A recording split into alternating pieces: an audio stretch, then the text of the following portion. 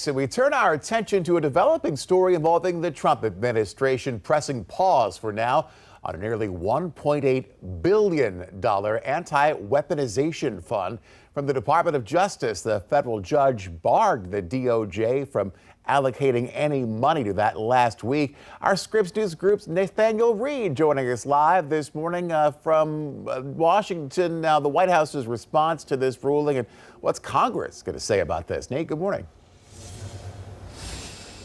Hey, good morning, Blaine. Well, there's a lot of members of Congress, not just Democrats, who have serious issues with the creation of this $1.8 billion anti-weaponization fund. And there are some Republicans who are now indicating in the past 24 hours or so, since the Department of Justice has said that they will not move forward with the fund for now, making clear that they want additional assurances. Now, there were concerns here that this fund could pay out some of President Trump's allies, possibly even January 6 rioters who came to Capitol Hill on January 6th of 2021 to block the certification of the election, were later pardoned by President Trump, who would be eligible for payouts as part of this fund. Now, again, major questions at this point about whether this fund will continue, whether the president will try and revive it. But Republicans on Capitol Hill appear to be potentially willing to support a Democrat-led effort to try and press pause on this fund. In fact, to block the creation of any similar fund paying out taxpayer funds to private individuals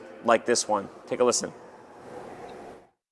There will be no hiding from this issue, and our Republican colleagues need to understand that they can join us in disavowing this kind of self-dealing corruption, or they're going to own it. It is not personal to this president and vice president. It would prohibit any future president from doing the same thing, and for that reason, I would hope that we would have our colleagues join us in it. And Blaine, with the disagreements up here on Capitol Hill about how to move forward on a bill that would bar the creation of any sort of fund, President Trump's agenda largely remains entirely stalled.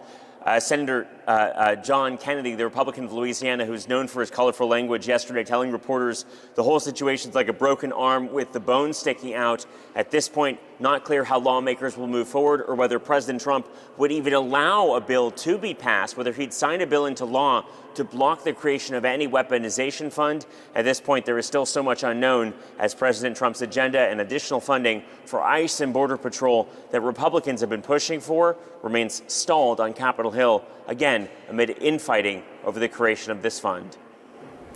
Nathaniel Reed live for us this morning in Washington. As always, Nate, thank you so much for that. It is coming up on 6:50 right now.